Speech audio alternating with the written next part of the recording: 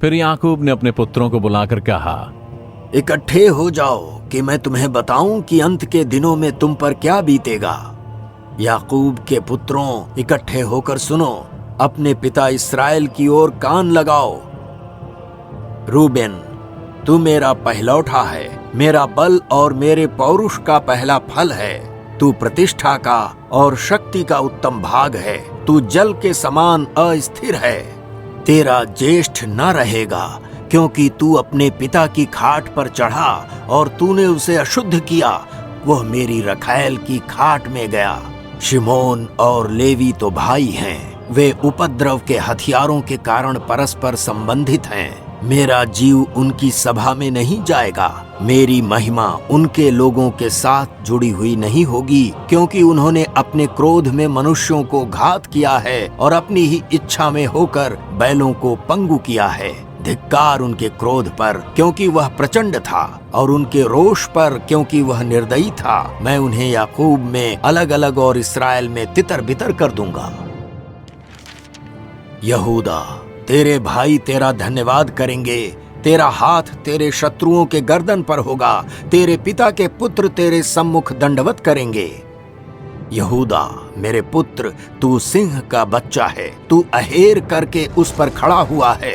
वह दबक कर बैठता है, सिंह के समान फैलता है, सिंहनी के समान। फिर उसे कौन छेड़ेगा? जब तक शीलो न आए तब तक ना तो यहूदा से राजदंड छूटेगा, ना ही उसके वंश से व्यवस्था देने वाला अलग होगा।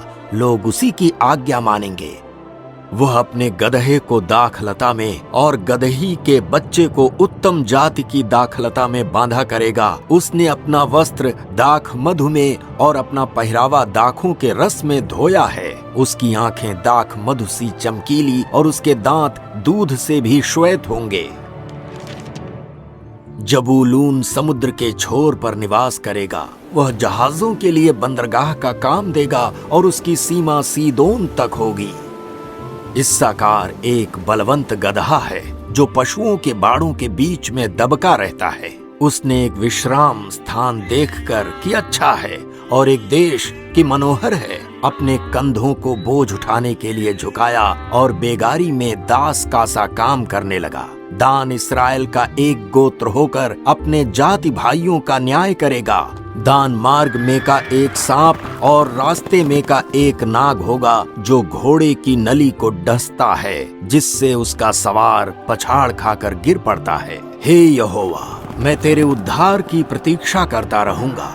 गाद पर एक दल चढ़ाई तो करेगा, पर वह उसी दल के पिछले भाग पर छापा मारेगा। आशेर से उत्पन्न होने वाला अन्न उत्तम होगा, और वह राजा के योग्य स्वादिष्ट भोजन दिया करेगा। नप्ताली एक छूटी हुई हरिणी है, वह सुंदर बच्चे जनती है। यूसुफ सोते के पास लगी हुई फलवंत लता की एक शाखा है। उसकी डालियां भीत पर से चढ़कर फैल जाती हैं। धनुर्धारियों ने उस पर प्रचंडता से हमला किया, पर उसका धनुष दृढ़ रहा और उसकी बाह और हाथ याकूब के उसी शक्तिमान परमेश्वर के हाथों के द्वारा दृढ़ रहे, जो वह चरवाहा, जो इस्राएल की चट्टान तेरे पिता का परमेश्वर है, जो तेरी भी सहायता करेगा। उस सर्वशक्तिमान के द्वारा जो तुझे ऊपर से आकाश में की आशीषें और नीचे से गहरे जल में की आशीषें और स्तनों और गर्भ की आशीषें देगा।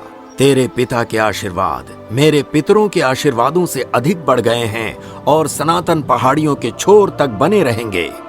वे यूसुफ के सिर पर, जो अपने भाइयों से अलग किया गया था, उसी के सिर पर होंगे। बिन्यामीन फाड़ने वाला भेड़िया है। सवेरे तो वह अहेर को खाएगा और सांझ को लूट बांट लेगा।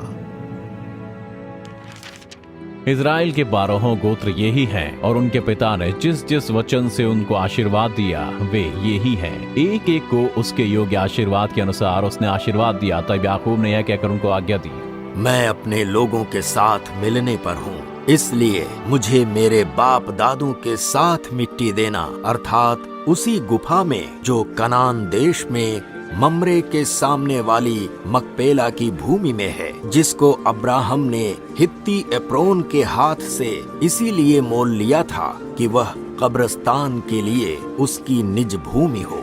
वहां अब्राहम और उसकी पत्नी सारा को और इसहाक और उसकी पत्नी रिबका को भी मिट्टी दी गई, और वहीं मैंने लिया को भी मिट्टी दी। जब याकूब अपने पुत्रों को यह आज्ञा दे चुका, तब अपने पांव खाट पर समेटकर प्राण छोड़ दिए और अपने लोगों में जा मिला। जब तक शीलो न आए तब तक न तो यहूदा से राजदंड छूटेगा, न उसके वंश से व्यवस्था देने वाला अलग होगा, और राज्य राज्य के लोग उसके अधीन हो जाएंगे। याकूब जब अपने पुत्रों को ये आज्ञा दे चुका, तब अपने पांव खाट पर समेट प्राण छोड़े और अपने लोगों में जा मिला। उत्पत्ति अध्याय 49 वचन 10 और वचन 33।